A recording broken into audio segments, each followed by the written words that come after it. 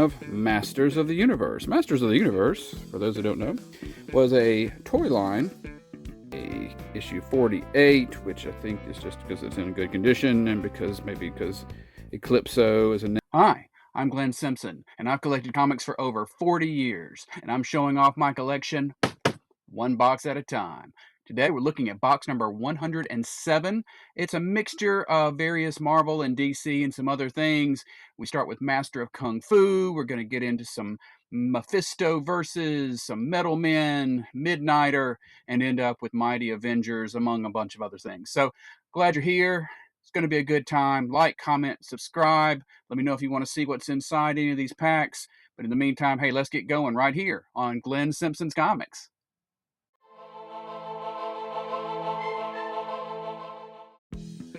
All right, picking up where we left off last time, we've got Master of Kung Fu, number 102. As I mentioned last time, I don't have a lot of Master of Kung Fu. I kind of dabbled in it a little bit, but I made sure I've been working on getting at least whatever I've got. I have a full run of it. So that's number 102 through 105. There. Then 106 through 109.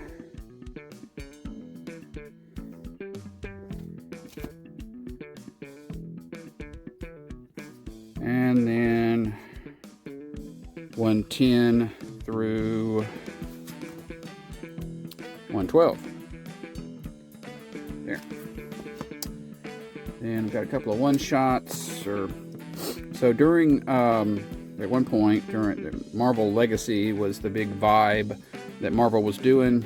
And they put out like they reverted a lot of their series to their Legacy numbering, which is the numbering they would be at if they'd never started any of them back at number 1. And for a couple of those series, they just put out a new issue. I'd have to look at the chart again, but as I understand it, the Master of Kung Fu Legacy number is just like way off. Like, nobody can figure out how they came up with that. So anyway, that's 126 per se. And then there was a special that came out at one point, Master of Kung Fu Bleeding Black. There you go. So then we have Masters of the Universe. Masters of the Universe, for those who don't know, was a toy line that DC licensed with to produce comics relating to the toys. And there were elements of it that DC added. There was a cartoon. Some things in the cartoon and the comics probably didn't match up very well, but it ran for 3 issues. There was a preview that ran in a lot of books before that. I know that there are some comics where there was a preview, like the famous DC Comics, DC Presents number 26, that has a preview of New Teen Titans, where that's the only place that preview shows up. With the Masters of the Universe preview, it's in like 7 or 8 books the month it comes out. But anyway,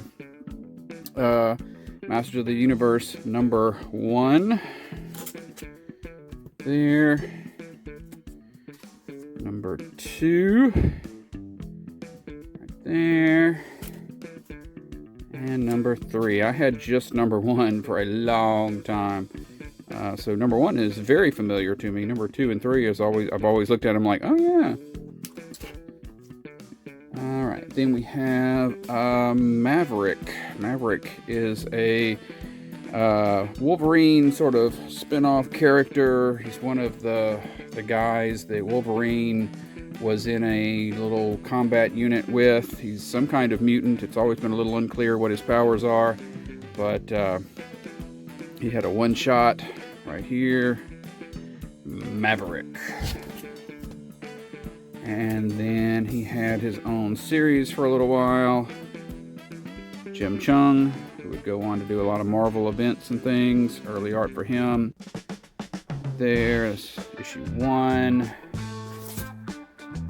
through issue 8. There was a X-Men Unlimited story wherein there was a mutant who had some kind of like energy powers that were out of control, and or maybe he had the legacy virus. I'm not sure.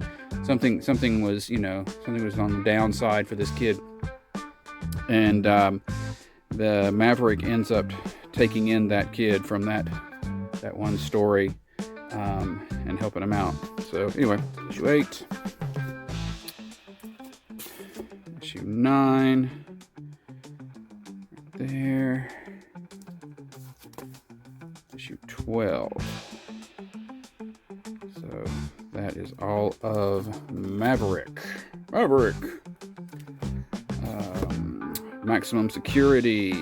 So this was a little mini event. The idea is that the alien races decide that Earth, they're just going to send all their prisoners, their criminals to Earth, and Earth doesn't appreciate that very much. So you've got a lot of tie-ins with various heroes battling alien criminals and things like that. This is, of course, Ronan the Accuser, as seen in Guardians of the Galaxy Part 1. This is issue 1 of Maximum Security through Part 3. Supreme Intelligence of the Kree, which was actually somewhat depicted by Annette Bening in the Captain Marvel movie. She looked a little different. A couple of one-shots. Maximum Security Dangerous Planet, involving Ego, the Living Planet, and we have the Imperial Guard. There, Jerry Ordway doing art. And we have Maximum Security Thor versus Ego. Some more Ego. Ego, of course, the character from Guardians of the Galaxy Part 2. But mostly he's just depicted as the huge planet, with a face. Doesn't really usually use that sort of humanoid form. So then we have, from our just random smattering of early Image, we have the Maxx. Maxx is created by Keith. Oh shoot, what's Keith's name? I'm drawing a blank there. But the Maxx had an HBO cartoon for a while. There was some question as to whether the Maxx actually exists or if it's all just a dream. Something like that. That's issue 1. And issue 2. There. We have Amazing Man. So, Amazing Man was really in continuity. He did show up in one panel in Crisis on Infinite Earths, but it's kind of just a story about a little guy. He's not a kid. At first I thought he was a kid, and then I realized later reading it he was a grown man. He's just really short, who has sort of misadventures in his neighborhood. He's the neighborhood superhero trying to be. And crazy things happen. He lives with a guy who happens to have the face of a dog, and he has their neighbors and all kinds of stuff. So it's a kind of a combination of some weird absurdity stuff with some slice of life things. Issue 1, right there, through issue 4.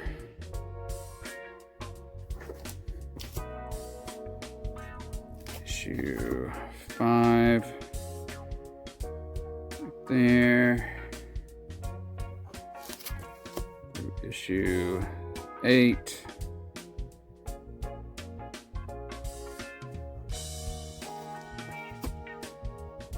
and issue 9 through issue 12, where Amazing Man has dreams of teaming up with the Dark Knight version of Batman. I remember at the time when this came out, and this is a Frank Miller drawing, everybody making such a big deal out of it, and I was like, well, he's not in the actual book. It's like, but it's a Frank Miller cover art, so there you go. Then he had I think 3 specials that came out afterwards, just kind of continuing his adventures. Issue 1, never a big seller. Special number 3 with somewhat of an infinity cover. There. Then we have Mekanix. Mekanix is a Kitty Pryde miniseries, but it's weird that her name is not on it, and I don't really know what the thinking was on that, because you would think if you mentioned Kitty Pryde on there, obviously it's a girl passing through a wall, so one could argue who else could it be, but always seemed like poor marketing. But issue 1 right there through issue 6 there.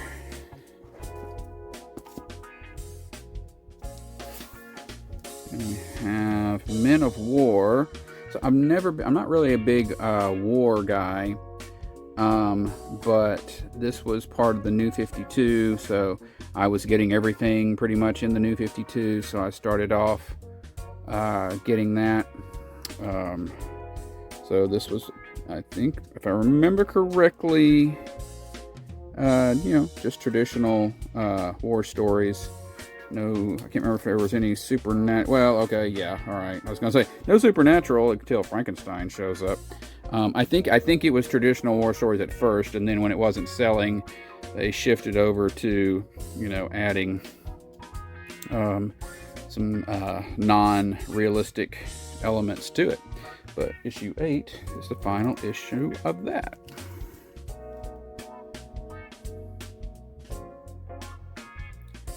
Alright. And we have Mephisto versus the Fantastic Four. So, this is commonly just referred to as Mephisto versus, because each issue is Mephisto versus somebody else. So, Mephisto versus Fantastic Four is the first issue. Mephisto versus the Avengers is the 4th issue, and it's another scheme of that wily Mephisto to be up to no good, and he gets involved. X Factor is one of them. There's just he gets involved with all the various super teams. This is plot. We've got from a few years ago Mera, Queen of Atlantis miniseries here, issue 1 through issue 6 right there.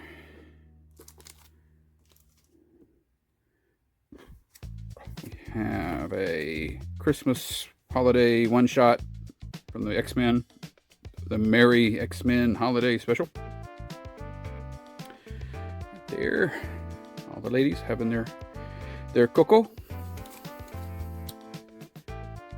Then we get into Metal Man. So Metal Man was a DC property, started in the 60s. Man builds robots. Each robot has the properties of a metal, the most obvious being Mercury, who has the liquid properties of Mercury. And they all have their own personalities, and he would send them off on missions to stop monsters and robots and villains and things like that. And the series ran for a while, and then it got canceled. And then in the late 70s, there were several titles at DC that got brought back.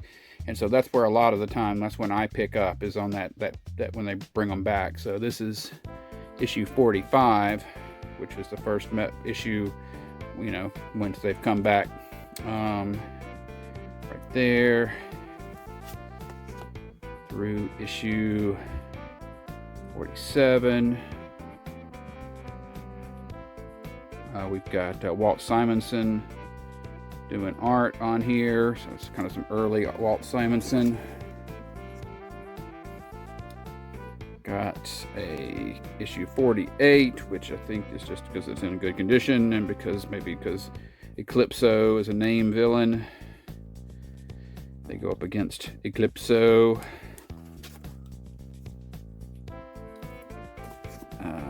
Then 49, continuing that fight with Eclipso. 52,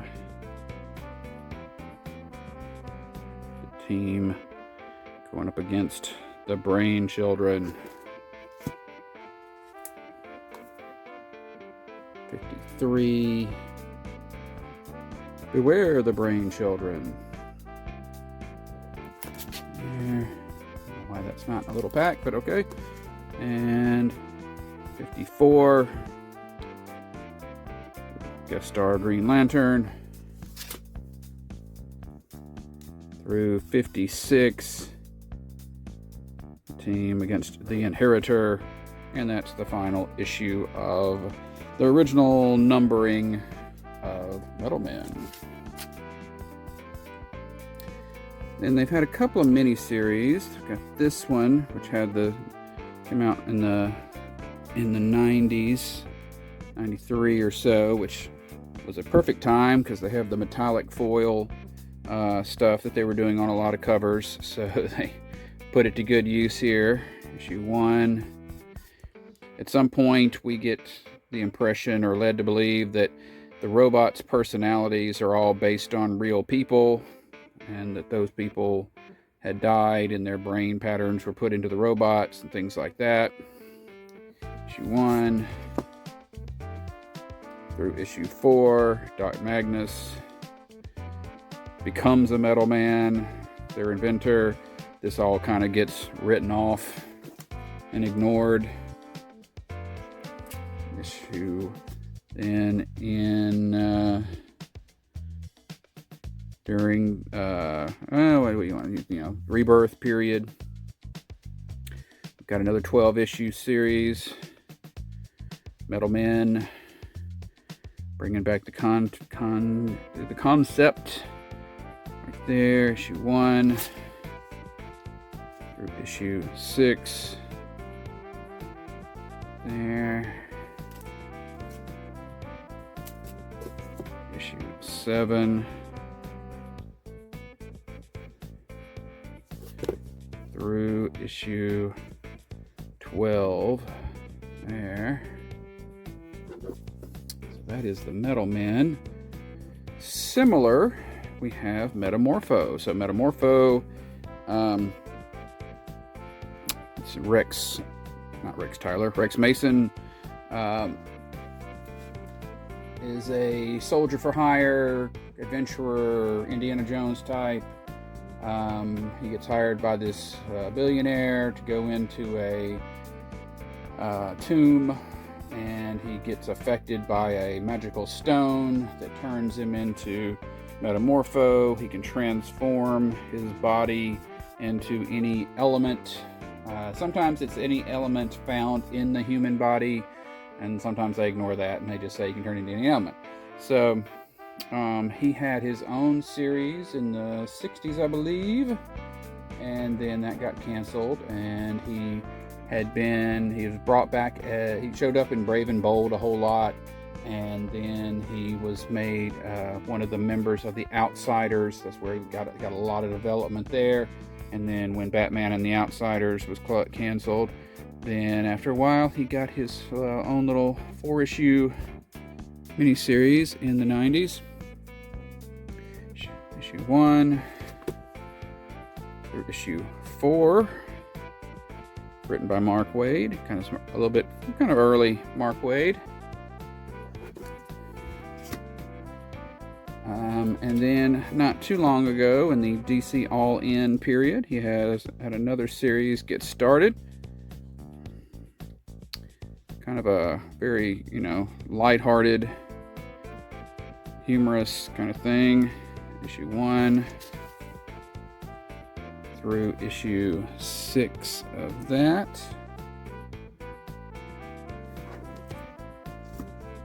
And he had back in 07, he had his own Year 1 series telling us how he came to be in this post-Infinite Crisis type world. Issue 1 through issue 6. There, written by Dan Jurgens. Alright, so then, I don't have all of these yet. I just recently put them on my list. But so Meteor Man was a movie created and starred in, and I think directed by comedian and actor Robert Townsend in the 90s, and he was a black superhero. And this was at a time, this is actually, might have been pre-Blade, so this was, a time before, you had a lot of black superheroes. And they did this tie-in series, and I didn't realize until recently that it actually has some Marvel Universe crossovers. Obviously this character is not going to show up in any other book, but we do have some other characters that show up here. So I just got issue 2 so far. Then we've got issue 4 right there. And issue 6 is the final issue. I think it's a little more expensive just because it's the final issue, and print counts are probably low. Everybody in the comic is much more buff than they were in the movie. We've got Metropolis S.C.U. Special Crimes Unit. So just doing a kind of a Superman spin-off where we follow the Metropolis police as they try to deal with super stuff when Superman's not around. This is, of course, post rebirth of Superman. He's got his super mullet.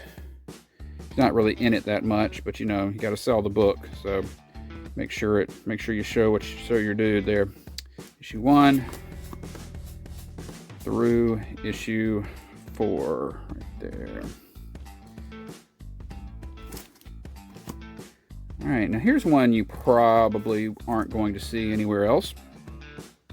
Micra from Comics Interview. So Comics Interview was a small press comic book company. They did the actual magazine called Comics Interview, but then they also published actual comics.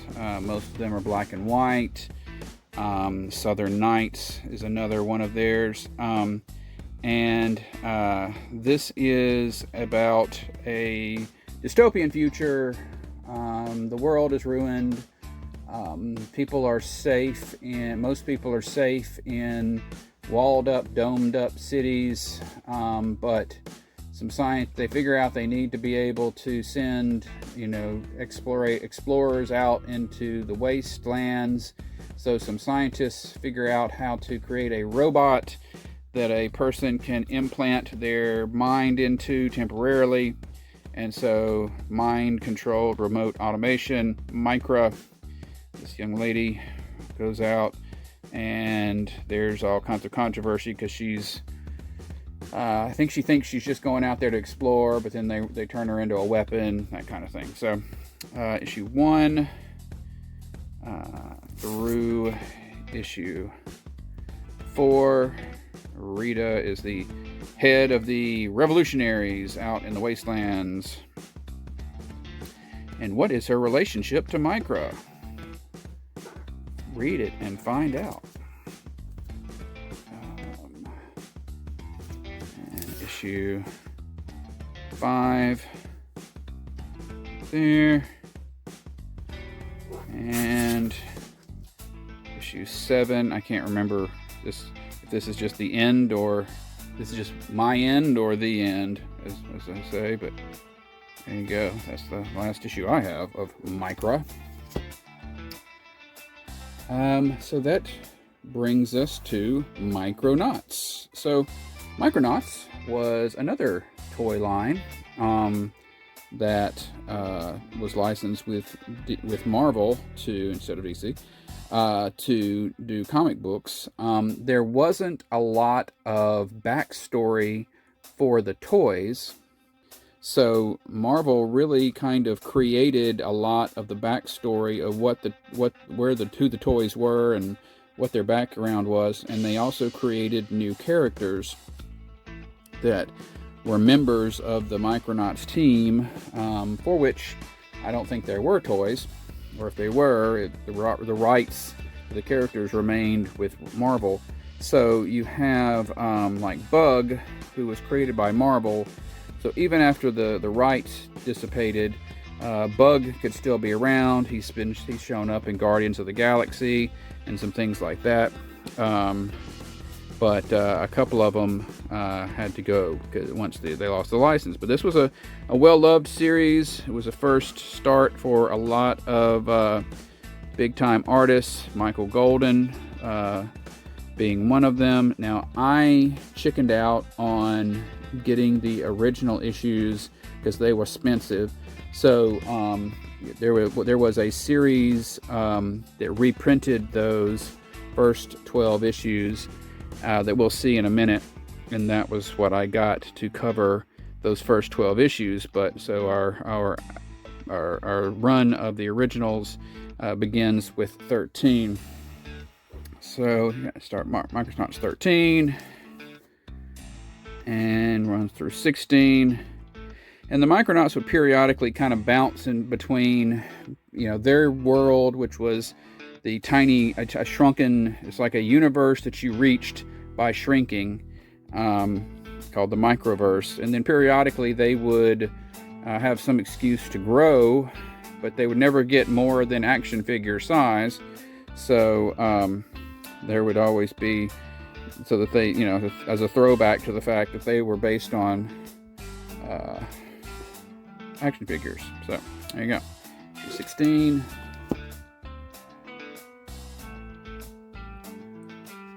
And then issue 17. Still got Michael Golden on art. There. And issue 20. Ant-Man team up there.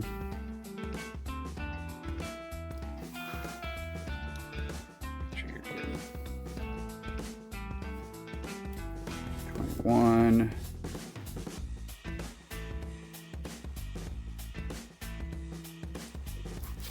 through 24.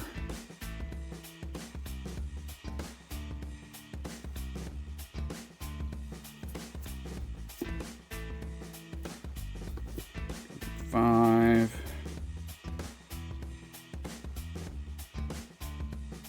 There, the Thinker, not the Thinker. Shoot, what's his name? Mentallo, the Fixer. That's Mentallo. Right. That's Mentallo. That's the Fixer. Okay, anyway. Issue 30.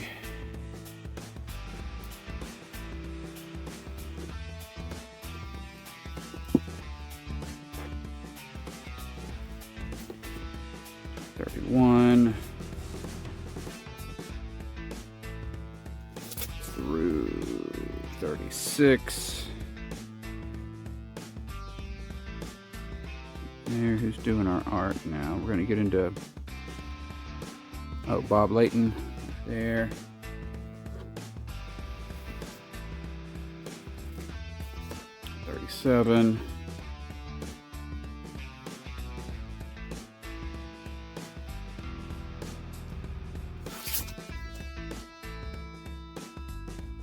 some Gil Kane. At some point, so you notice we don't have a thing anymore. So a UPC, it became a direct sales only title, only going to comic book shops.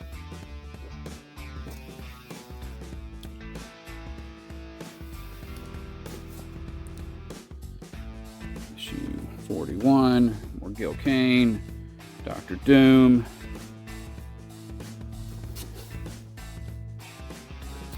44, more Gil Kane.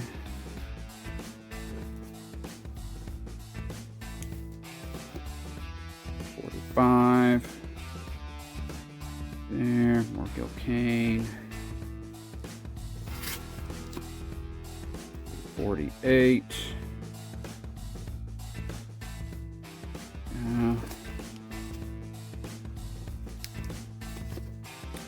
49. There. 52. I seem to recall this being a whole storyline about this chick being from a Croyer's planet, and she comes to kill him because he hasn't done whatever it is that he's supposed to do, or didn't do what he was supposed to do, and of course, then they fall in love. As it happens. Alright, got some Gangster Planet action on this one. Trying to check the artist. Jackson Guice. Early Jackson Guice. Oop. Issue 56. Bugs Planet. There. 57. Old Butch Guice. I used to say Butch Juice. Then I met a guy who pronounced it Geis, and I was like, oh, okay. 59 was the final issue of the first run. They looks like they finally beat Baron Karza in the 59th issue. I'm sure he'll be back. They have some annuals.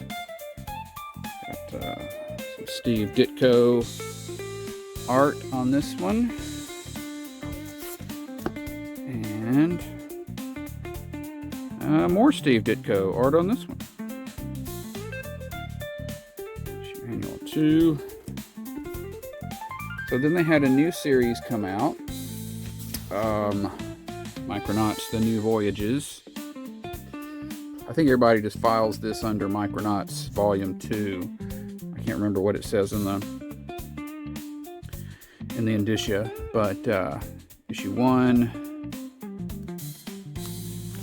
through issue 4. Keith Pollard doing that.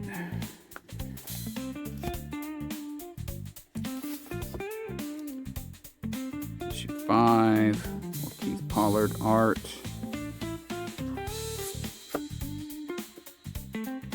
Issue 8.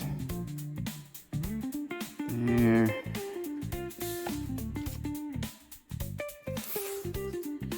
Issue 9.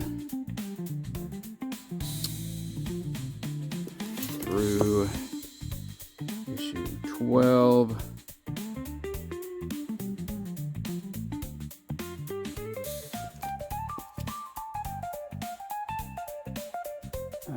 Issue 13.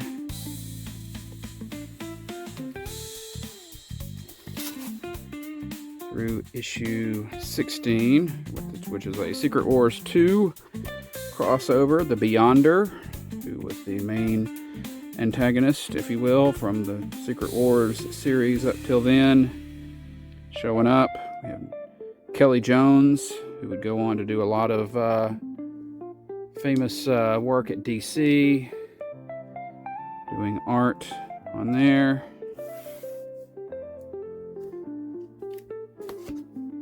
Issue 17, more Keith Pollard. Through 20. Looks like Bill Sienkiewicz coming in to wrap it up. Actually, I don't know if he just did this issue or if he did more than one, but. So then we have Micronauts Special Edition, which reprints the first, collectively reprints the first 12 issues of Micronauts. So here's issue 1 of that, with cover by Geis and Rubenstein, through issue 5. I don't remember how they did 12 original issues and only 5 of this. I think sometimes they would do like an issue, like two issues and a page or two of the next one. It was very much a to be continued kind of thing. All right, then we get into Midnighter. Oh well, before I leave the Micronauts, just a beat note. So I believe, what is it, Hasbro? Whoever it is that owns it, they own ROM and they own G.I. Joe and they own several other things. And I think there's like this whole, connected universe that they're putting together with those all their characters that they own. Of course, they can only use the ones that they owned to begin with. No bug. All right, so then, yes, Midnighter. From originally, I think, a Wildstorm character, kind of a Batman pastiche, but more violent. Got his own series here. I can't say that I'm a huge fan. Just not my cuppa. Of course, the big deal is that he and the Superman pastiche which is Apollo, are a couple. So try to support that, but the actual book itself, the actual character, just a little bit too much of an anti-hero. I'm not a big Punisher type of guy, or that's kind of what it kind of gets into. But anyway, issue 1 through issue 6 there. Issue 7 through issue 12, and that's the final issue of that series.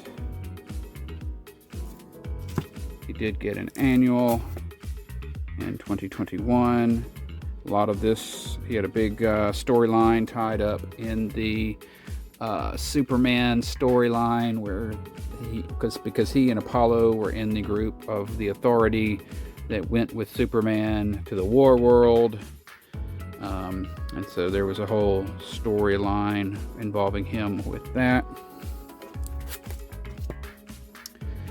We get Midnight Suns, S-O-N-S, Blood Hunt.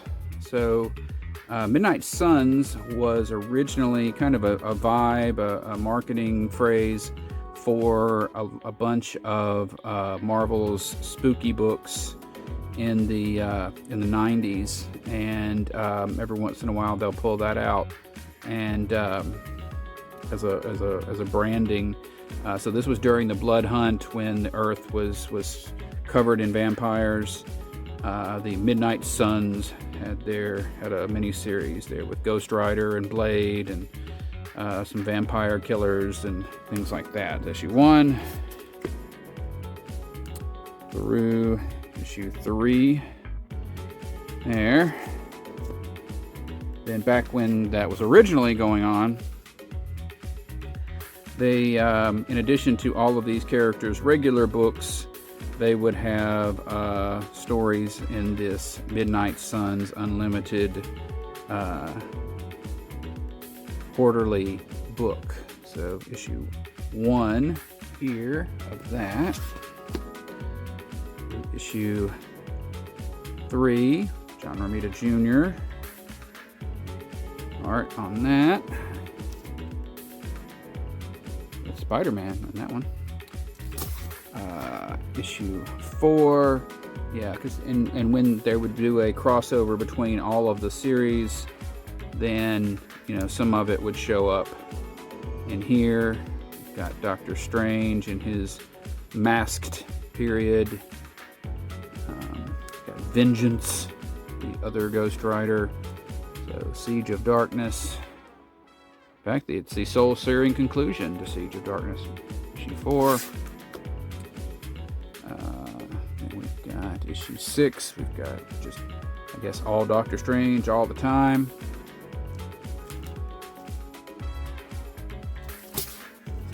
Issue 7.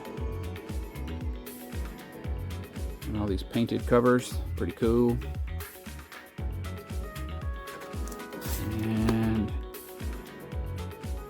issue 9, which they did this thing that was kind of clever. So they had always had from the 1940s, there was always this character called the Flaming Skull. And completely nothing to do with the Ghost Rider until this book, in which case they say, oh yeah, that guy, he was the Ghost Rider too.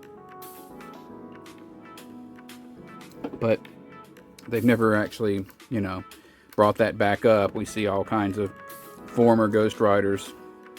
And he has yet to turn up again as one of them. So then I think there was a video game called Midnight Suns with the S-U-N-S, and it involved Marvel's Mystic characters. So they did a tie-in series for that. Here's issue 1, Mystic and Wolverine. Because if you want it to sell, you gotta throw in some Wolverine. Through issue 4. There. That brings us to Mighty Avengers. So, we had the regular Avengers book had ended with the whole disassembled thing. And then we had New Avengers for a while. So then Mighty Avengers was kind of a spin-off of that. Another Brian Bendis written book. Started off with Frank Cho on art, known for his sexy lady covers. Issue 1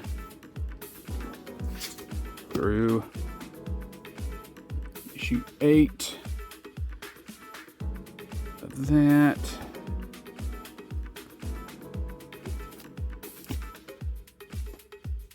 And issue 9. Got Dr. Doom. That for you Doom-loving cover people. A good one. Mighty Avengers 9. By 16, we are doing a couple of things. We're in Secret Invasion, wherein we discovered that Skrulls have infiltrated the Earth and they've been infiltrating for a while, and now they're starting to take over. And the covers had started doing this thing where there would be homages to past covers of various books, but they would give the characters, turn them into this, with the Skrull chins and things that you would see when you revealed a Skrull, somebody to be a Skrull. So this is an homage to that Daredevil cover that introduced Elektra, for example. There. That's issue 17. This is a Skrully version of the first appearance of Hank Pym as Ant-Man, which was kind of it was just an adventure story where this guy just accidentally shrank himself, and then like Honey, I Shrunk the Kids kind of thing, and then like the next time he showed up, they made him into a superhero who shrank. So that's issue 17. By issue 24, we're into the Dark Reign, so Norman Osborn has helped to get rid of the Skrulls. He's in charge of the government, and he's doing all kinds of bad things. And Mighty Avengers has gained Scarlet Witch and Quicksilver.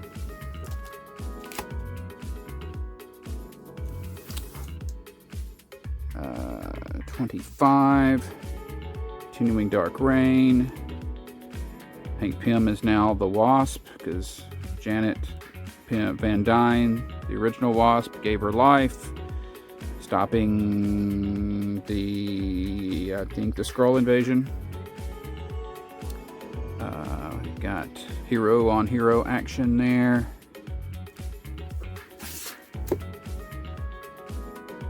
Issue 28. Young Avengers versus Scarlet Witch. There.